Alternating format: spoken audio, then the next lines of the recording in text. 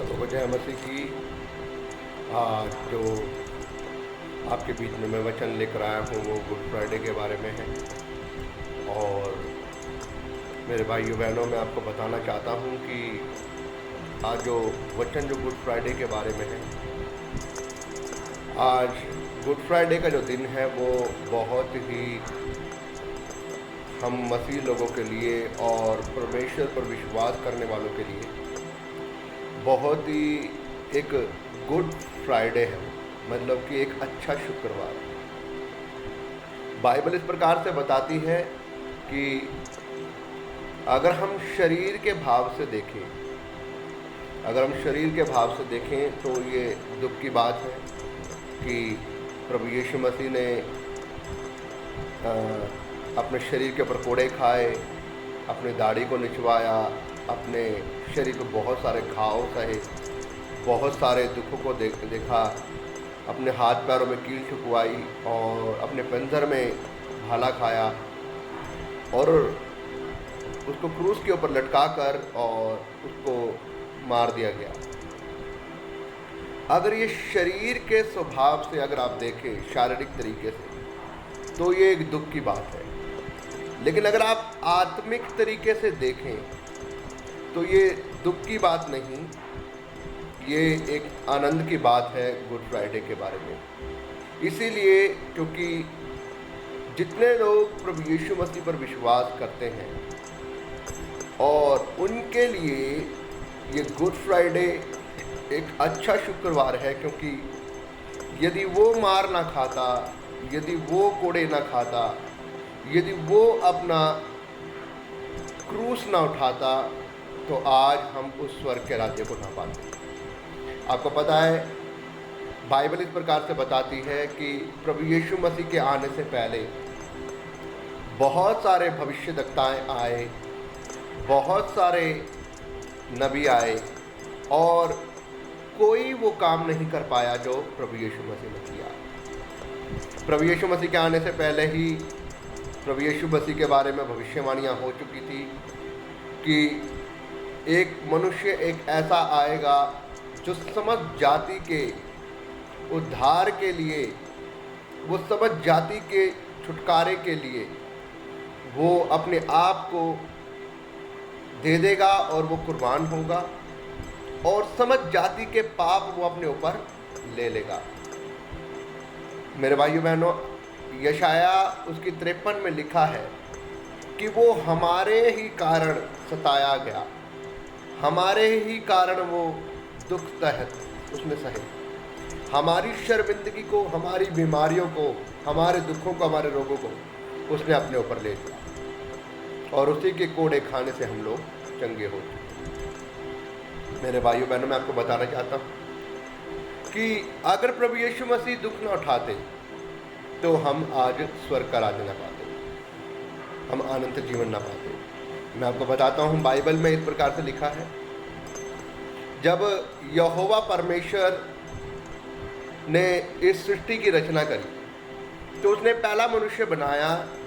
जो पहला मनुष्य बनाया था उसका नाम उन्होंने आदम रखा और जो फर्स्ट स्त्री बनाई उसका नाम उन्होंने हव्वा रखा।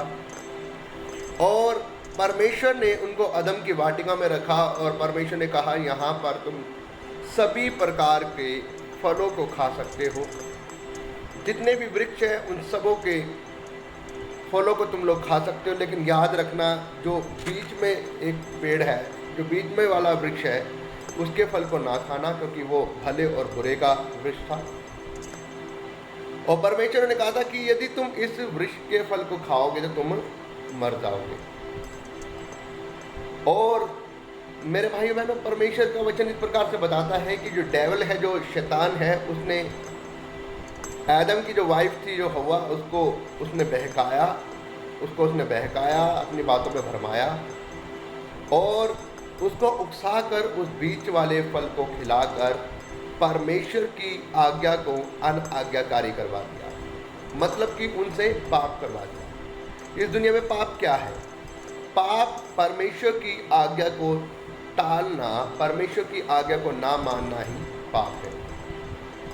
जैसे कि मैं आपको एक एग्जाम्पल दूं जैसे कि आपके माता पिता कहते हैं कि बेटा बाहर नहीं जाना, गलत संगति में नहीं घूमना, गलत लड़कों के साथ नहीं घूमना, गलत लड़कियों के साथ नहीं घूमना, नशा नहीं करना। लेकिन अगर आप वो ही काम करते हैं तो आप क्या करते हैं? अपने माँ बाप की आज्ञा के खिलाफ जाते हो, आप उनकी आज्ञा को क्या करते हो? टालते हो। तो उनके दिल में कहीं ना कहीं आप क्या होते हो? उनकी मर्जी को टालते हो और उनके मन में आपके लिए कुछ गुस्सा, कुछ क्रोध आता है ना। उसी प्रकार से परमेश्वर ने उन्हें कहा था कि तुम सारे फलों को खा सकते हो, लेकिन जो बीच वाला जो फल है उसको मत खाना, अगर तुम उस फल को खाओगे तो तुम मर जाओगे। और जब शैतान, जब इब्लिस, जब डेविल उसको हवा का उकसाता है तो वो उस फल को खाती है और परमेश्वर की मर्जी को टालने के अनुसार उनसे पाप होता है। तभी परमेश्वर देखते हैं कि इन्होंने वो काम किया है जो मैंने इनको मना किया था, इसलिए अब इन्होंने क्या किया है? मेरे विरुद्ध पाप किया है। तब से इस पृथ्वी के ऊपर परमेश्वर ने उनको उस अदम की वाटिका से बाहर निकालकर परमेश्वर ने उनको कहा कि अब तुम बढ़ो, फूलो, फलो, लेकिन अब तुम्हारे बीच में मृत्यु आ चुकी है, पाप आ चुका है, क्योंकि तुमने अब क्या किया है? मेरी आज्ञा को काटा है, तुमने मेरी आज्ञा को टाला है, इसलिए पृथ्वी पर अब तुम्हारे द्वारा पाप उत्पन्न हुआ है। इसीलिए मेरे भाई बहनों, जब से ये पाप चलता आ रहा है अनाज्ञाकारी का और ईश्वर की आज्ञा को टालने का। अब मैं आपको बताता हूं, अगर आप पुराने समय में देखें तो सभी लोग अपने पापों को, जब उनसे वो पाप हुए तो जैसे जैसे जनरेशन आगे बढ़ती गई सबों से पाप हुआ।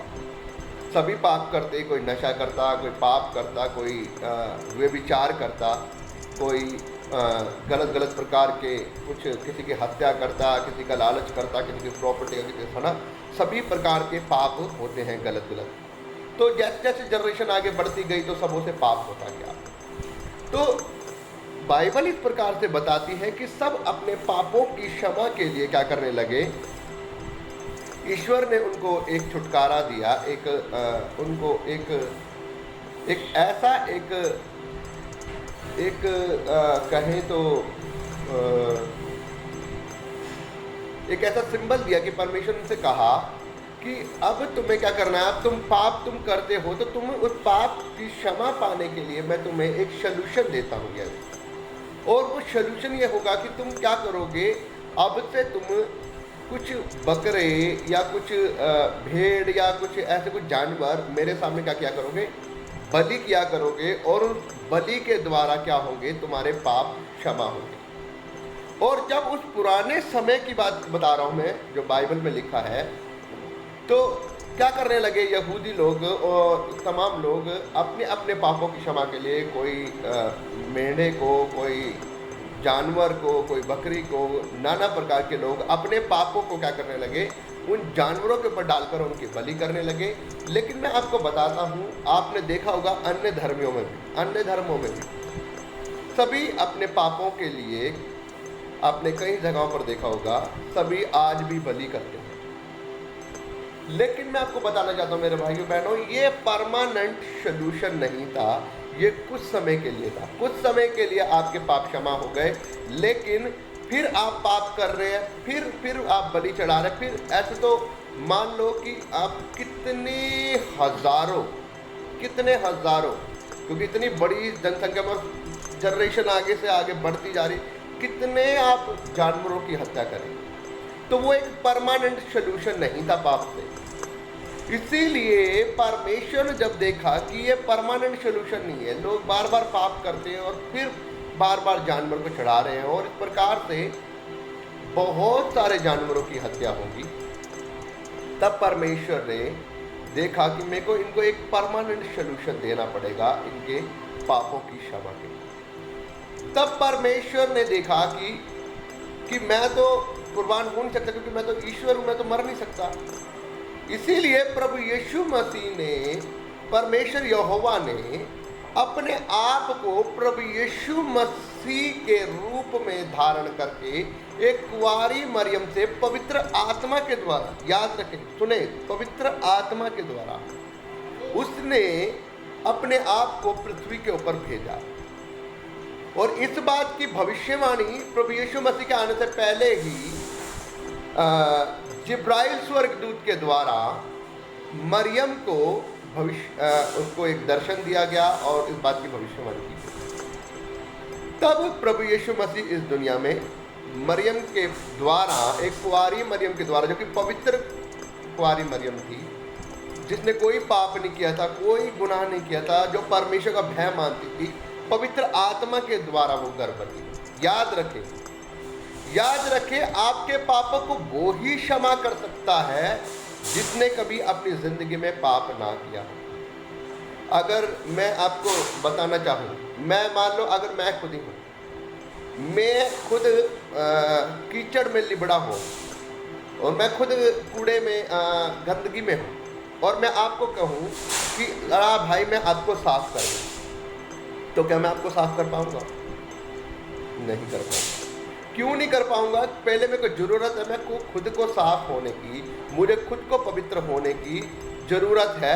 खुद को मुझे बिल्कुल पवित्र, बिल्कुल साफ होने की ज़रूरत है, तब मैं आपको साफ कर सकता हूँ। एक पापी व्यक्ति दूसरे पापी के पाप को क्षमा नहीं कर सकता। एक गुनहगार दूसरे गुनहगार के पापों को क्षमा नहीं कर सकता। ये बात ध्यान रखिए। इसीलिए परमेश्वर ने अपने आप को यीशु मसीह के रूप में मरियम के द्वारा, वो भी पाप के द्वारा नहीं कि एक स्त्री और एक पुरुष जब इकट्ठे होते हैं तो उनसे पाप होता है, उनके बीच में जो रिलेशन होता है वो पाप होता है।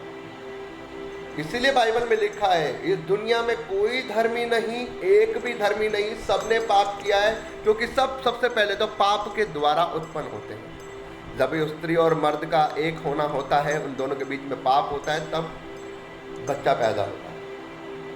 और प्रभु यीशु मसीह पाप के द्वारा उत्पन्न नहीं हुए, वो कुंवारी मरियम के द्वारा पवित्र आत्मा की सामर्थ्य से वो पैदा हुए।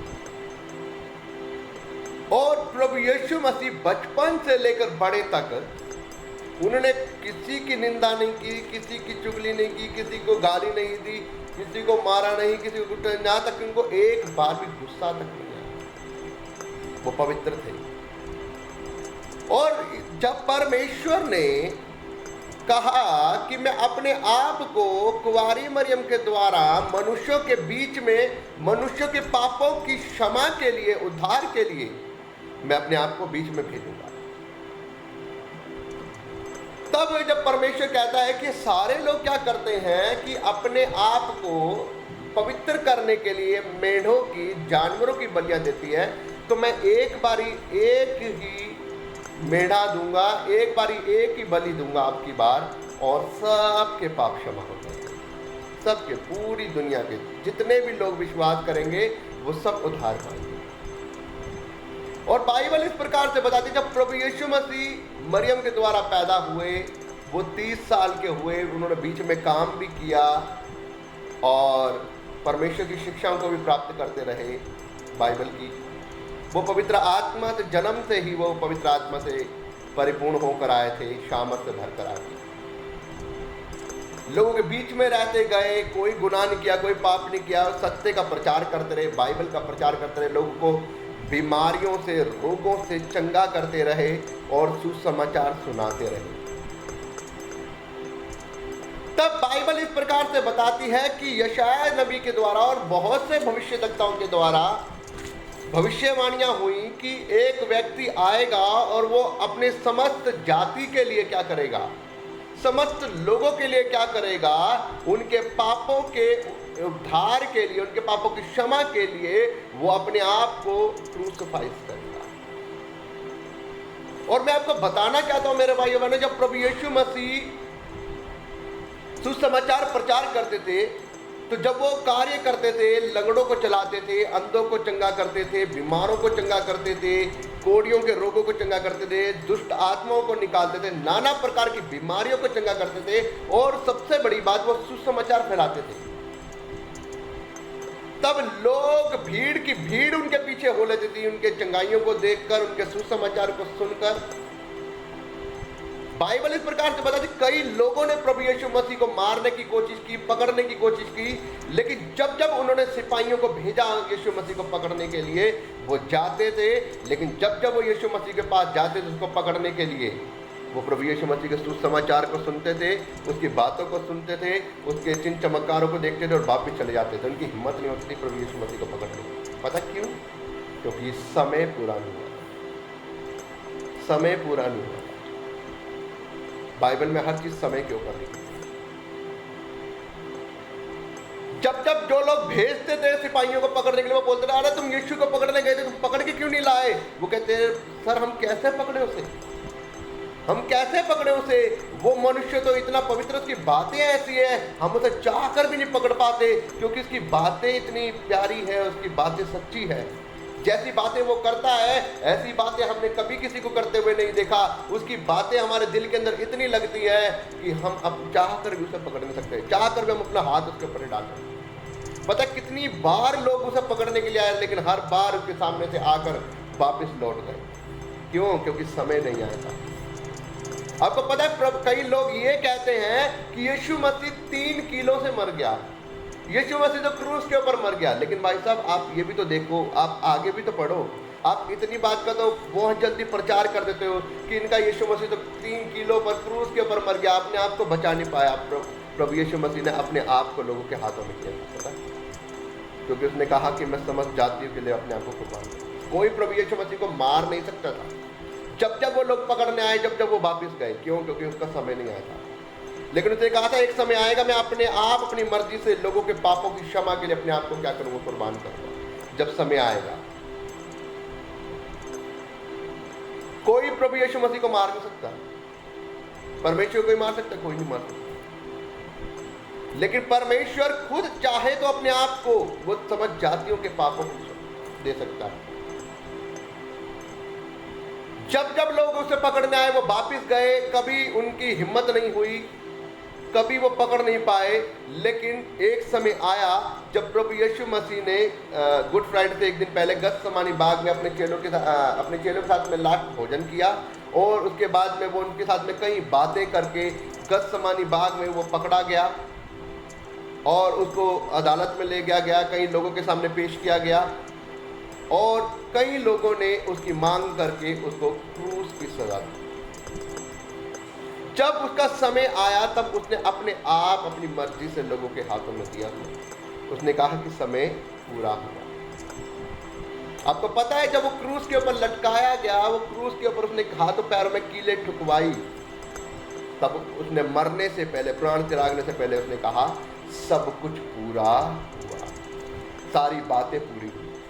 जो जो मेरे पिता ने मुझे कहने के लिए भेजी थी, जो जो मुझे परमेश्वर ने कहने के लिए भेजी थी, जो जो मैं करने के लिए आया था इस पूरी दुनिया में, अपने सुसमाचार को फैलाने के लिए, कार्य करने के लिए, वो सब कुछ आज पूरा हुआ। अब क्या है? अब जो मुझ पर विश्वास करेगा उसके पाप माफ। मेरे भाइयों बहनों, प्रभु यीशु को कोई मार नहीं सकता। लोग कह रहे थे, इनका यीशु तो 3 किलो में मर गया, इनका यीशु तो 3 किलो में मर गया। भाई साहब, आप ये तो देखो, पूरा प्रचार तो करो कि 3 किलो में मर गए, यहाँ तक तो पढ़ के आप बोल लेते हो, उसके बाद भी तो बोलो कि 3 दिन बाद क्या हुआ था, 3 दिन बाद क्या हुआ था।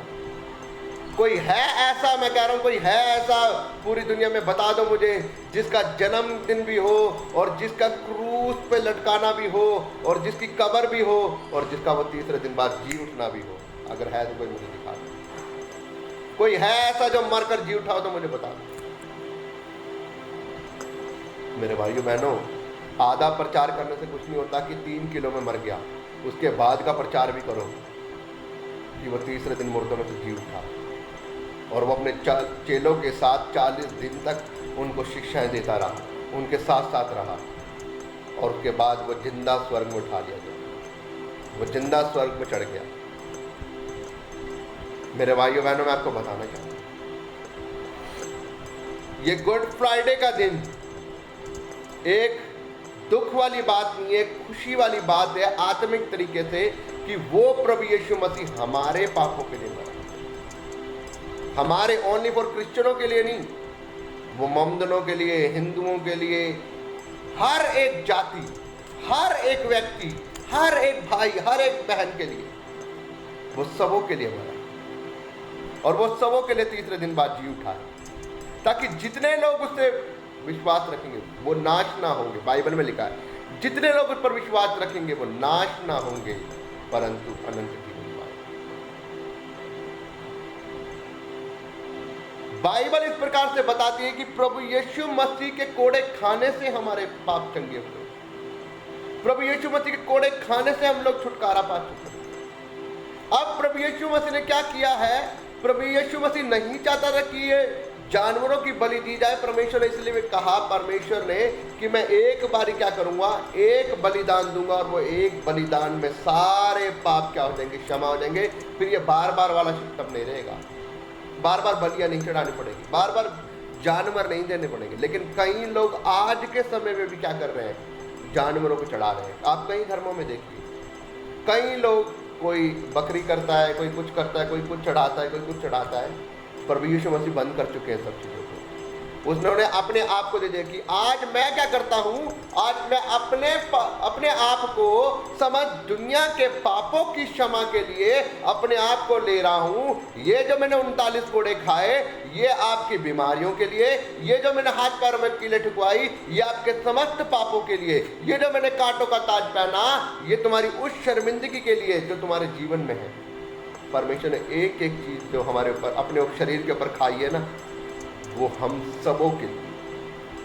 अगर मैं आपको बाइबल से एक बार पढ़वाऊँ, यशाया भविष्यद्वक्ता की पुस्तक हम पढ़ सकते हैं एक बारी बाइबल। यशाया भविष्यद्वक्ता की पुस्तक और उसका 53 अध्याय और उसकी 4 और 5 आयत को मैं पढ़ना चाहूँगा। ये प्रभु यीशु मसीह के आने से पहले भविष्यवाणी होगी थी। खुदा के दास यशाया भविष्यद्वक्ता है, उन्होंने कहा था बाइबल में। यशाया उसकी 53 उसकी 4 और 5 आयत को हम पढ़ते हैं। तो यहाँ पर इस प्रकार से लिखा, पहले भविष्यवाणी हुई थी, लिखा है, नित्य उसने हमारे रोगों को सह लिया और हमारे ही दुखों को उठा लिया, तो भी हमने उसे परमेश्वर का मारा और कूटा और दुर्दशा में पड़ा हुआ समझा। परंतु वह हमारे ही अपराधों के कारण घायल किया गया। याद रखें, सुनिए ध्यान से, परंतु वह हमारे ही अपराधों के कारण घायल किया गया, वह हमारे ही अधर्म के कामों के कारण कुचला गया, वह हमारी ही शांति के लिए उस पर ताड़ना पड़ी कि उसके कोड़े खाने से हम लोग चंगे हो जाएं। हमारे लोग, हम सब लोगों के लिए, कोई भी जाति का हो, कोई भी धर्म का हो। प्रभु यीशु मसीह कभी किसी का धर्म बदलने नहीं आया। बाइबल में कहाँ लिखा धर्म बदलने आया? धर्म तो कोई है नहीं। धर्म क्या है? आपको पता धर्म क्या है? एक बच्चा अपने माता पिता की सेवा करे, ये धर्म है। एक बंदा अपनी वाइफ की जरूरतों को पूरा करे, अपनी वाइफ से प्यार करे, उसके साथ में मिलजुल के रहे, उसको अपना शरीर समझ के उसकी रिस्पेक्ट करे, ये धर्म है। एक माता पिता अपने बच्चों की लालन पोषण सही तरीके से करे, ये धर्म है। अपने बच्चों को पढ़ाई लिखाए, ये धर्म है। धर्म क्या है? क्या है धर्म? धर्म ये नहीं है कि हिंदू मुस्लिम, ये धर्म नहीं है, ये हम लोगों के बनाए हुए हैं। मेरे भाइयों बहनों, परमेश्वर कभी किसी का धर्म बदलने नहीं आया। परमेश्वर आपके मन को, आपकी सोच को, आपके पापों को बदलने आया। आपको एक अच्छा इंसान बनाना है। वो आपको आपके पापों से आजाद, आपको वो अनंत जीवन देने आया। हालेलुया। बाइबल में लिखा है, वो हमारे ही पापों के लिए, हमारी ही शर्मिंदगी के लिए, हमारे ही कारण वो क्या किया गया? कुचला गया, ताड़ना उसने पड़ी, उसने मार खाई, उसने दुख सहा, वो हमारे ही कारण क्या करा? मारा गया, ताकि हम चंगे हो जाए, हमारे पाप क्षमा हो जाए, हमारी दुख तकलीफें दूर हो जाए। तो हम आज कहते हैं कि प्रभु यीशु मसीह मारा गया, लेकिन वो तीसरे दिन बाद जी उठा। और इसीलिए मैं आपको बताना चाहता हूं कि गुड फ्राइडे जो है वो हम लोगों के लिए गुड है। बाइबल में इस प्रकार से लिखा है, क्रूस की कथा नाश होने वालों के लिए तो क्या है? दुख की बात है। कई लोग क्या करते हैं, क्रूस के बारे में जब जानते हैं कि क्रूस की जो कथा है ना, प्रभु यीशु मसीह मर गया, उसके हाथों पैर में कील ठुकी, वो क्या करता है? हाय यीशु मर गया, हाय यीशु मर गया, हाय यीशु मर गया। वो शारीरिक तौर से, लिखा है क्रूस की कथा नाश होने वालों के लिए तो दुख की बात है, लेकिन अनंत जीवन पाने के लिए, स्वर्ग के राज्य को पाने वालों के लिए वो खुशी की बात है। क्योंकि अगर देखो कितनी बड़ी बात है, अगर वो कोड़े ना खाता तो क्या हम आज चंगे होते? अगर वो दुख ना उठाता तो क्या आज हम चंगे होते? अगर वो लहू ना बहाता तो क्या हमारे पाप क्षमा होते? अगर वो ना मारा जाता तो क्या हम उद्धार पाते? कभी नहीं पाते। हमने उसके द्वारा उद्धार पाया, हमने उसके द्वारा छुटकारा पाया, हमने उसके द्वारा अपने पापों से समझा। अब बार बार ये बलियां करने का काम नहीं है। उसने एक बार ही अपने आप को मेमने के रूप में, वो बाइबल में इस प्रकार से लिखा है, जब उसके कोड़े मारे जा रहे थे, जब उसको मारा जा रहा था, उसको कूटा जा रहा था, जब उसको थप्पड़ मारे जा रहे थे, जब उसको कोड़े मारे जा रहे थे, जैसे एक भेड़ अपने ऊन कतरने वाले के सामने खड़ी रहती है ना, वो वैसे चुप खड़ा रहा। उसने अपनी जुबान से, उसके थप्पड़ मारे गए, उसने अपनी जुबान से कुछ नहीं बोला। उसका मजाक उड़ाया गया, उसके मुंह पे थूका गया, यहां तक कि उसका बहुत, उसकी दाढ़ी नोची गई, उसके सर के ऊपर कांटों का ताज बना, उसने मुंह से कुछ नहीं बोला। मेरे भाई, ये क्या है? ये प्रेम है, ये है भलाई, ये है वो कार्य जो करने आया था। परमेश्वर के रूप, परमेश्वर खुद पृथ्वी के ऊपर आ गया कि मुझे वो काम करना है, अपने लोगों को एक बारी अपने आप को देकर और लोगों को उद्धार दिलवाना है। ये बार बार वाला छुटकारा नहीं, ये आधा अधूरा छुटकारा नहीं कि फिर पाप कर लिया, फिर बलि चढ़ा ली, फिर पाप कर लिया। अब एक बारी कुर्बान होगा, जितने लोग विश्वास करेंगे वो उद्धार पा जाएंगे, एक बारी पाप क्षमा हो जाएंगे। इसलिए मेरे भाइयों बहनों, प्रभु यीशु मसीह ने आज के दिन, गुड फ्राइडे के दिन, आज गुड फ्राइडे के दिन इसलिए कहा गया है गुड, अच्छा शुक्रवार, गुड फ्राइडे किया। इसलिए कभी तुम सुनते हो कि प्रभु यीशु मसीह ने क्रूस उठाया, दुख सहा, कीलें ठुकवाई, हाँ, शरीर के भाव से कि कितना दर्द उसने हमारे लिए सहा। आपको ये दुख जरूर बनाना है कि उसने मेरे पापों के लिए, उसने मेरे गुनाहों के लिए, उसने मेरी शर्मिंदगी के लिए, मैं जो नशा करता हूँ उसने मेरे नशे के लिए, मैं जो लड़कीबाजी, जो हेरा फेरी, जो पाप, जो चुगली, जो बुराई, जो गुस्सा, जो अनादर करता हूँ लोगों का, जो पैसों की हेरा फेरी करता हूँ, उन सब पापों के लिए मेरे लिए उसने अपने हाथों में कीले ठुकवाए, मेरे लिए उसने कोड़े खाए। हम ये कह सकते हैं कि प्रभु मैं इतना पापी हूँ, मैं इतना गुनहगार हूँ, मैं इतना बुराइयों से भरा हुआ हूँ, तूने मेरे पापों के लिए प्रभु ये सब कुछ सहा। हमें इस बात को देखकर दुख मनाना है, लेकिन हमें खुश होना है कि प्रभु धन्यवाद कि तूने सब कुछ सहा और प्रभु मुझे मेरे पापों से छुटकारा दे दिया। हालेलुया, प्रभु तू मेरा उद्धार करता है। और मेरे भाइयों बहनों, परमेश्वर आपको छुटकारा करता है। इसलिए आज ज़रूरत है उस प्रभु यीशु मसीह को पहचानने की, इसलिए आज ज़रूरत है इस गुड फ्राइडे को अपने जीवन में आनंद के रूप में मनाने की। ये दुख की बात नहीं है मेरे भाइयों बहनों, ये आनंद की बात है कि हमारा प्रभु यीशु मसीह हमारे लिए कुर्बान हुआ। ये आनंद की बात है कि प्रभु यीशु मसीह ने अपने आप को कुर्बान करके आपके और मेरे लिए और समस्त जाति के लिए उसने हमारे क्या किया, हमारे पापों से छुटकारा दे दिया। इसलिए आज जितने बाइबल में इस प्रकार से लिखे हैं, जो उस पर विश्वास करेगा वो नाश ना होगा, वो पाप में ना रहेगा, वो अनंत जीवन पाएगा। क्योंकि जब आपने पाप नहीं किया होगा ना, जब आपके पाप क्षमा हो जाएंगे तो आपको स्वर्ग के राज्य में जाने से कोई नहीं रोक सकता। लेकिन जिसने पाप किए हुए हैं, जिसके जीवन में बुराइयां हैं, परमेश्वर उसको स्वर्ग के राज्य में नहीं जाने देगा।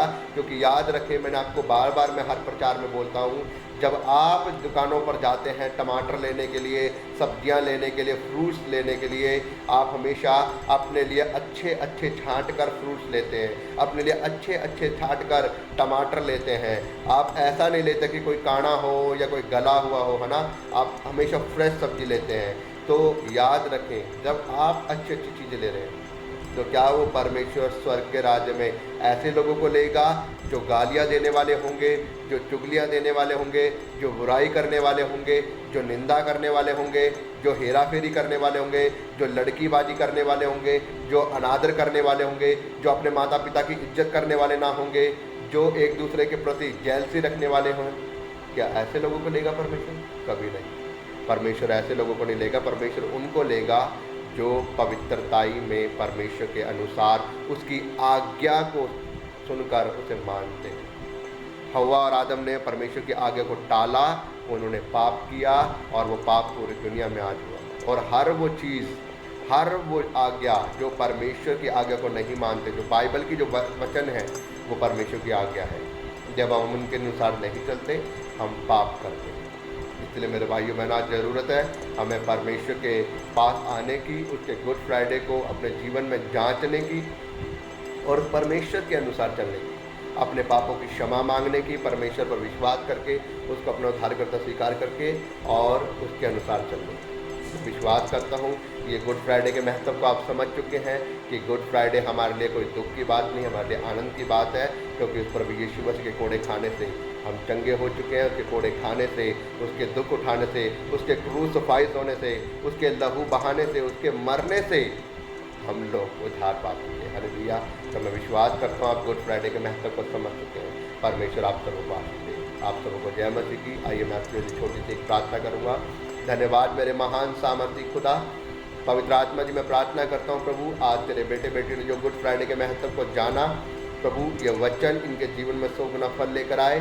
और जब प्रभु यीशु इन्होंने इस वचन को सुना मेरे खुदा, ये वचन इनके जीवन में 100 गुना फल लेकर आए। और प्रभु जी इस वचन के द्वारा प्रभु यीशु तेरे बेटे बेटियां प्रभु यीशु तेरे नाम से उद्धार पाएँ और तेरा आत्मा इनके जीवन में बड़े कार्य करें। इनको प्रभु अपने पास आने की प्रभु और अपने पापों से तौबा करने की प्रभु सामर्थ्य दे मेरे खुदा, और अपने विश्वास में बढ़ते रहने की और अपने अनुसार चलने की प्रभु सामर्थ्य दे मेरे खुदा। मैं मांगता हूँ मेरे खुदावंद अपने दास की प्रार्थना को सुन उत्तर दे, मांगता हूँ खुदा यीशु के नाम से। आमीन आमीन आमीन। आप सबको जय मसीह की। परमेश्वर आपको आशीष।